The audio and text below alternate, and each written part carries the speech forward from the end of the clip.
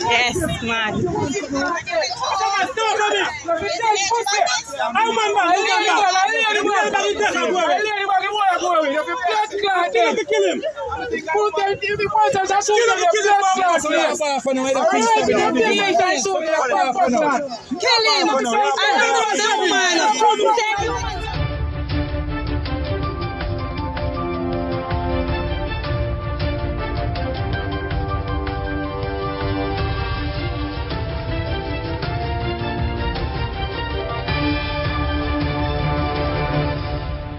Welcome back to MyView TV, the people's platform, the home of undiluted news, reviews, updates, and your daily dose of entertainment.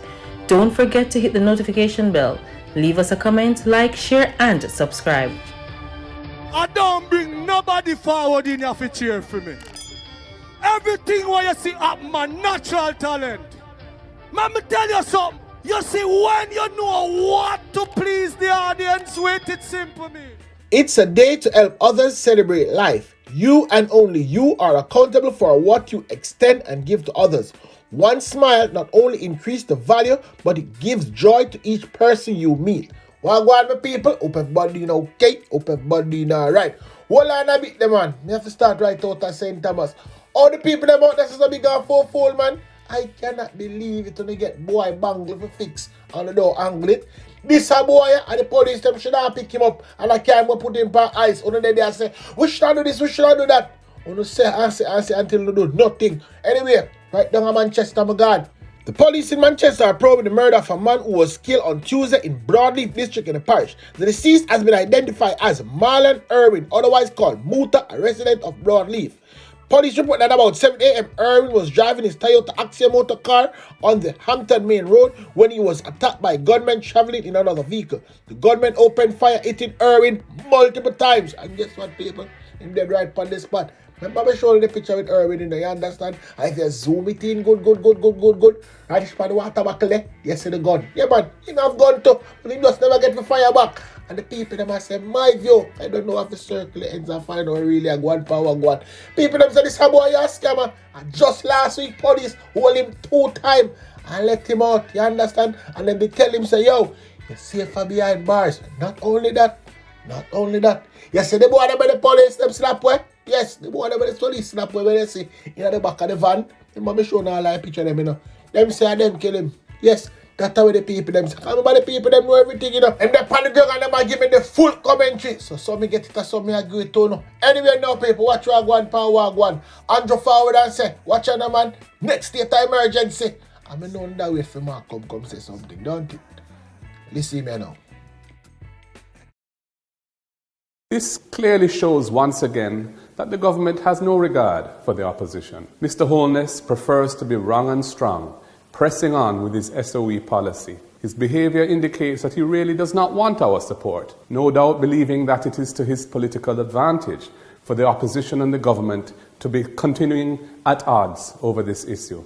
We do not see the use of states of emergency as a policing tool as being a sustainable path forward for Jamaica.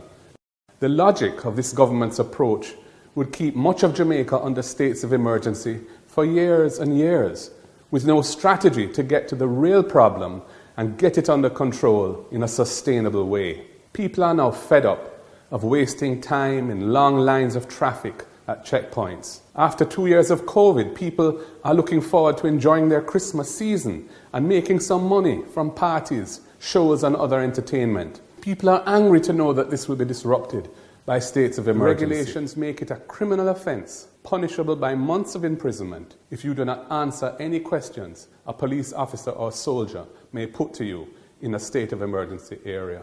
The regulations make it a criminal offence, again punishable by months of imprisonment if you use abusive language in a state of emergency area. The regulations make it a criminal offence, punishable by months of imprisonment if a spouse, husband or wife, a parent or a child do not inform a police officer or soldier of any breach of the state of emergency regulations by their own loved ones. These are laws more like a fascist dictatorship than a proud democracy which respects the basic rights and freedoms of our people. The People's National Party is of the view that a strong security presence should be maintained in communities that are facing high levels of violence. The use of soldiers and police in this way is permitted by our normal laws. It does not require a state of emergency. If it is desired to give soldiers powers to act independently of the police, then the zones of special operations can be declared in troubled areas across Jamaica, as that legislation does give soldiers the same powers of police in ZOSO areas. That's me now nothing to say. I'm just going to read that one right. Anyway now, so from that the clown there to this one now. Prime Minister, ladies and gentlemen, good morning. At the last press briefing on November the 15th, there was a 6.8% increase in murders when compared with 2021. Currently, this has been reduced to 3.6%. Now, in the 2 weeks prior to the declaration, that is weeks 45 and 46, the national murder figures were 36 and 28 respectively. In the 2 weeks during the state of public emergency, that is weeks 47 and 48, the national murder figures were 14 and 11 respectively. And in the week since the SOE, that is week 49, there were 27 murders recorded. Now, in the divisions where emergency powers were in place, prior to the declarations of the states of public emergencies, that's weeks 45 and 46, we recorded 30 and 22 murders respectively. In weeks 47 and 48, which represents the period of the state of public emergency, 7 murders were recorded for each week. And in the weeks since the state of public emergency, 20 of the 27 murders recorded nationally were committed in the divisions where the states of public emergencies were previously declared. In other words, at the end of the 14-day period, the divisions where the states of public emergency were in effect recorded an overall 64% decline in murders. That is 17 murders compared to 47 that were recorded 14 days prior. In the 7 days since the SOEs, nationally, 22 murders have already been recorded, 17 of which have been in the divisions where the SOEs were declared. It is important that we put the impact of the SOE into perspective with these numbers and the fact that within the first 10 days of the state of public emergency, there was 1 murder recorded from the border of Manchester and Clarendon, through Clarendon, St. Catherine, through St. Andrew South, Kingston West, Kingston Central, Kingston East, to the border of St. Thomas. 1 murder in the first 10 days. Secondly, we saw 3 consecutive days, that's days 8, 9, and 10, November the 22nd to the 24th, where no murders were recorded island-wide. The last time such a trend was recorded was in 2012.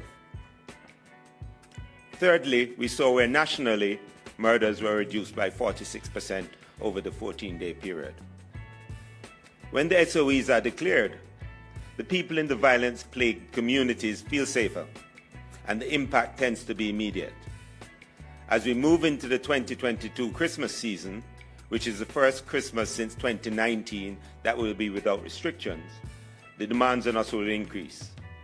The need for greater presence in commercial spaces to prevent robberies, increased public order and traffic management requirements, the large number of permitted events, at the moment it's 1,892 over the season so far, and the occurrence of non-permitted events will create significant strain on our resources. It will be more difficult than normal to carry out the activities and maintain the operational tempo associated with violence reduction in hotspots and targeting of violence producers and criminal gangs. The demonstrable efficacy and flexibility that the use of the emergency powers facilitates will be essential over the next 6 weeks to meet all of the security demands that are a feature of this period. Therefore, in consultation with the CDS, we requested the use of emergency powers under a limited state of public emergency in the previously named parishes and police divisions, with the St. Andrews Central and St. Anne Police Divisions being new additions. St. Andrews Central borders all 5 other policing divisions in Kingston. Intelligence is indicating that the movement of gangsters and illegal guns through and in the division is likely to cause an increase in murders if not addressed, along with the other divisions within the Southern Crescent. With respect to St. Anne, intelligence indicates increased criminal activities, not so much in the tourist areas, but in some of the hotspots and interior spaces, as migrant criminals attempt to establish themselves in various communities. We're also detecting associations with criminal networks in other divisions. We have had our security forces personnel, police and soldiers relentlessly pushing ahead against these violent criminals and their facilitators. Operation Relentless 2 continues. Our members have been going non-stop for months as they recognize the need to save lives and provide police services to the population. As most people go off to enjoy the celebrations and time with family, our officers will be at work to ensure the conditions for a peaceful period are created for others. I wish to commend our officers and those who assist us at the JDF for their unwavering commitment in difficult circumstances.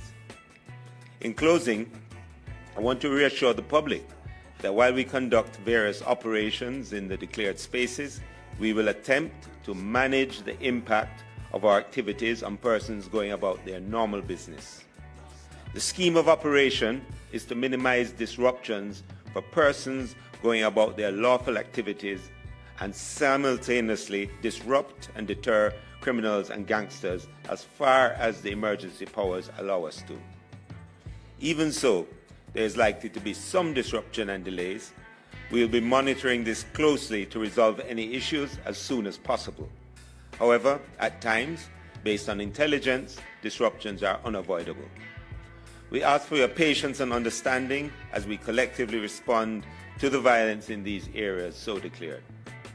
The public can assist by complying with the directions of security force personnel, where applicable, adhering to curfew guidelines, and assist with providing information on guns, gunmen, and gangs in your communities. For persons residing outside of the SOE boundaries of the parishes or police divisions so declared, please advise us if you see persons turning up in your communities that you may have concerns about. The public can contact us by calling the JCF tip line at 811, police emergency at 119, or Crime Stop at 311. Thank you.